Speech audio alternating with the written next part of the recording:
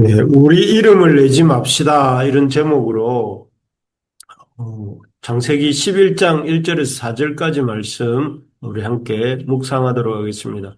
여러분 잘 아시는 말씀 중에 잠언 16장 18절에 보면 그런 말씀이 있습니다. 교만은 패망의 선봉이요 넘어짐의 앞잡이라 이런 말씀이 있죠.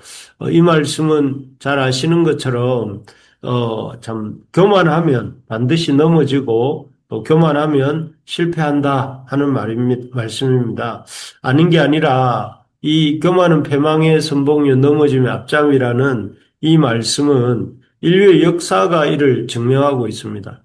최근에 우리가 금요 기도회 때마다 살펴보고 있는 본문이 다니엘서인데요. 다니엘서에 보면 거기에 나오는 이스라엘이나 바벨론 제국이 그렇습니다.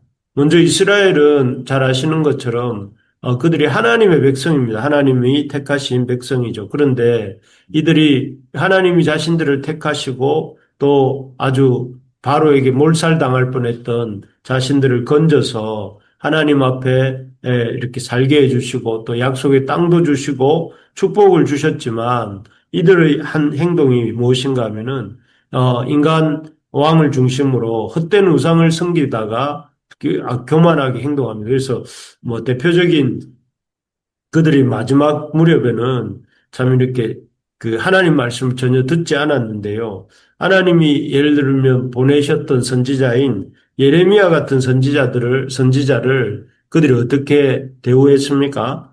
욕하고, 예레미야에게 욕을 하고, 예레미야를 때리고, 예레미야를 감옥에 가두었습니다. 그리고 이렇게 이 참 자기들이 하고 싶은 우상숭배를 열심히 하다가 그리고 또 자기들이 의지하고 싶은 나라를 열심히 의지하다가 애굽을 의지하다가 그 결과 이제 바벨론의 3차에 걸친 공격을 받고 성전이 불타고 무너지고 또 이렇게 망하게 되었습니다. 그래서 아주 우상 섬기고 교만하다가 하나님의 백성이라고 이렇게 우쭐대면서 그러나 행동은 우상 섬기고 교만하게 행하다가 이렇게 처참하게 망한 케이스입니다.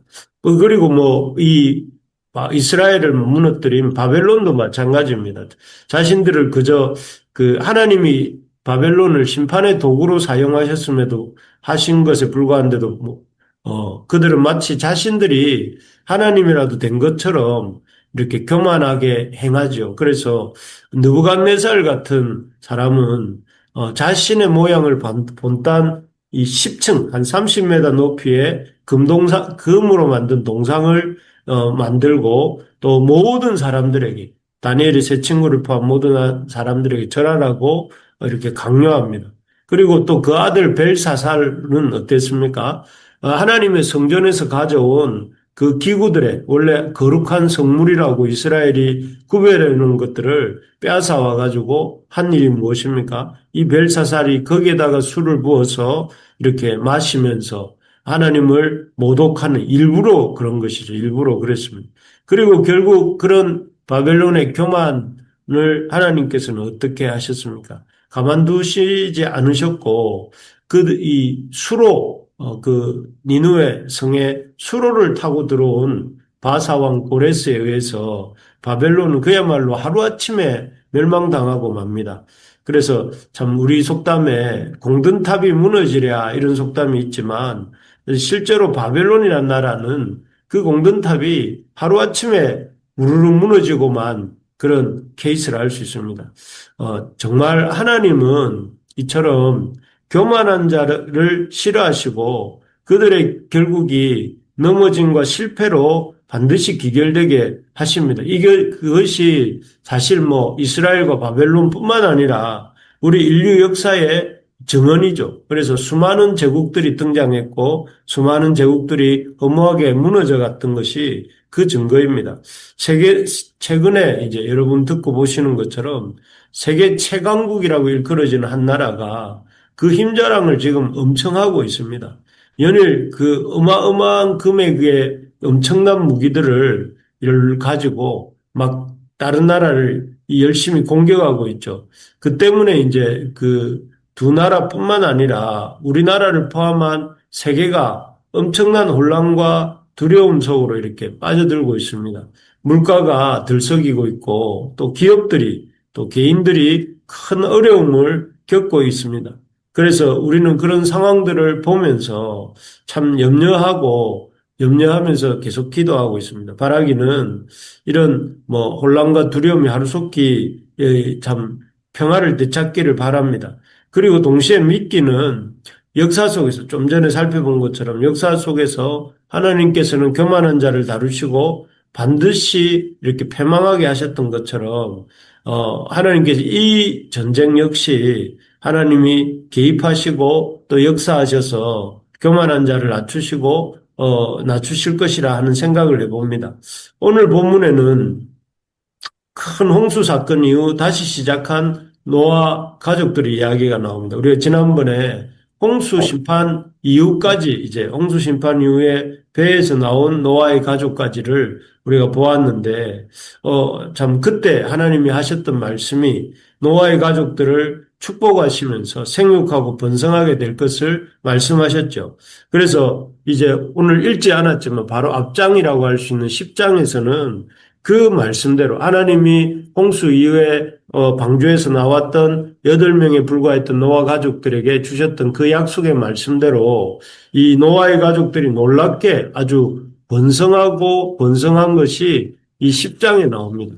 그래서 이 10장을 잠깐 이렇게 보시면 10장에는 그 노아의 그 8명의 가족들이 각각 어떻게 온 땅에 충만하게 되어 가는지를 쭉 나옵니다. 그래서 노아의 세 아들이 있는데요. 셈과 함과 야벳인데 그 셈과 함과 야벳의 가족들이 어떻게 이 땅에 퍼지고 또 충만하게 됐는지 얘기가 나옵니다. 제일 먼저 나온 사람은 야벳입니다. 야벳. 셈과 함과 야벳 중에 10장 2절에 보면 야벳의 아들은 고멜, 마곡, 마대, 야완, 두발, 메색, 디라스라고 되어 있습니다. 그리고 이 사람들은 주로 흩어진 지역이 그 이후에 3절부터 쭉 나오는데요. 5절까지. 그 지역은 대체적으로 보면 소아시아, 지금의 터키 일대죠. 터키와 그리스, 그리고 지중해 섬들을 중심으로 흩어졌다 하는 내용이 이 2절부터 4절, 5절, 6절, 5절까지의 내용입니다.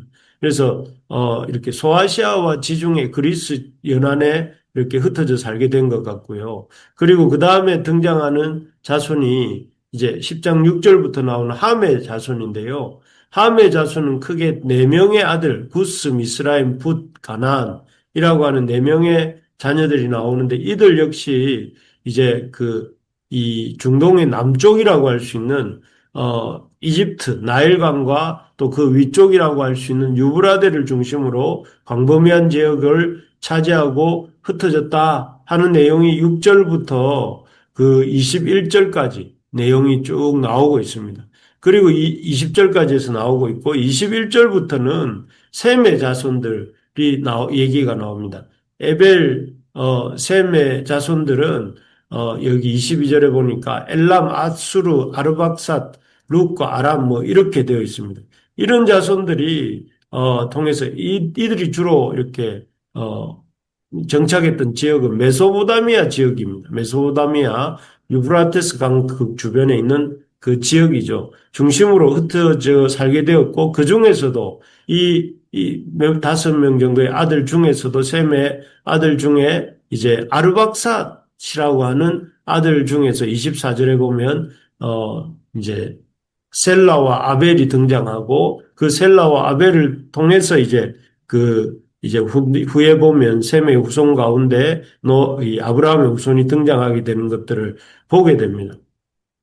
참, 우리가 생각해 볼 때, 그 노아 홍수 이후에 살아남은 사람들이 겨우 8명이었는데, 겨우 그 8명이 과연 그 황폐해진 홍수로 인해서 거의 초토화가 되어버렸던 그 땅에서 과연 살아남을 수 있을까 우리가 생각을 했습니다. 그런데 놀랍게도 하나님은 그들을 축복하셨고 또 그들을 축복하신 대로 이 노아와 셈과 함과 야벳의 가족이 정말 그야말로 믿기 어려울 만큼 엄청난 번성을 이루게 된 것을 보게 됩니다. 그래서 참 온 세상, 당시로서 표현할 수 있는 온 세상에 그 이스라엘 생과함과 야벳의 이 가족들이 이렇게 이 번성하게 된 것을 우리가 방금 보았습니다. 참으로 하나님은 그 약속하신 바를 이루시는 하나님이십니다. 그래서 하나님이 이 노아와 그 가족들에게 생육하고 번성할 것을 약속하셨는데 그렇게 된 것이죠. 그리고 또 하나님은 이 약속한 바를 지키실 뿐만 아니라 약한 자를 들어 강한 것을 강하게 하시는, 그래서 또 낮은 자를 들어서 높이시는 그런 하나님이시다. 그래서 참 약하고 낮아 보이는 노아의 가족들을 이렇게 놀랍게 축복하시고 또 온 세상에 퍼뜨리신 것이죠.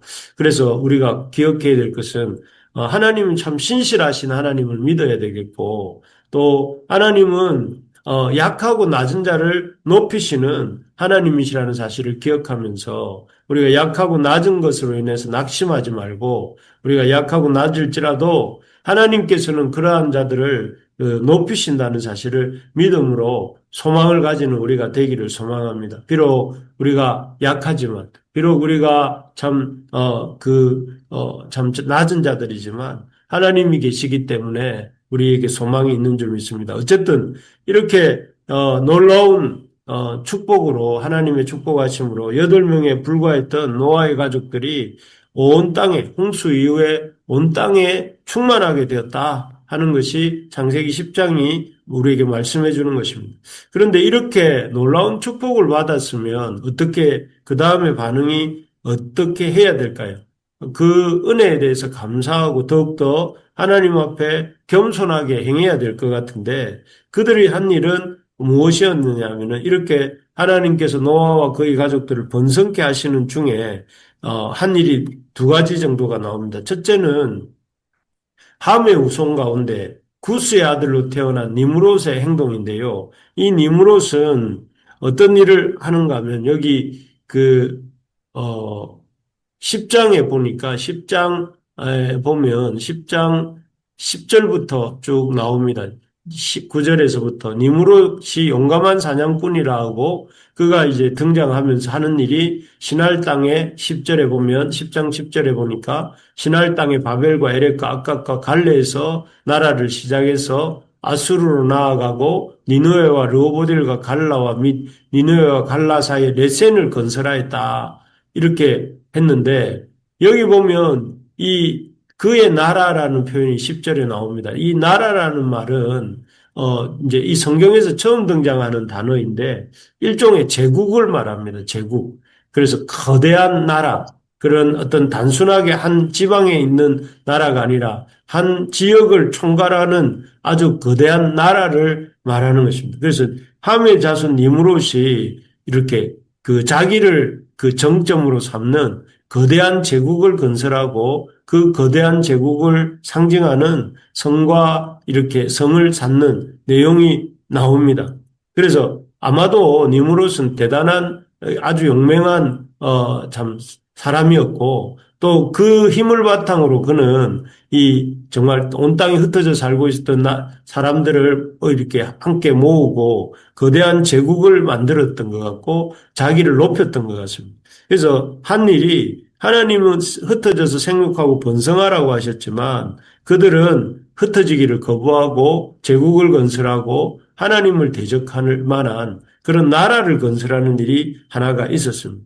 그리고 두 번째 사건이 오늘 읽었던 11장에 나오는 사건입니다. 11장에 보시면 이 사람들의 언어가 하나요, 말이 하나였더라. 그러니까 이 바벨탑 사건 무렵에 이 세상 사람들의 모습이 언어가 하나고 말이 하나이므로 그들이 한 일이 무엇이냐면은 동방 신할 평지에서 이제 벽돌을 만들고 견고히 굽자 하면서 그 자기의 이름을 내려고 하는 그 큰 탑을 쌓아서 4절에 보니까 그 이름을 내려고 하는 행동들을 하고 있음을 보게 됩니다.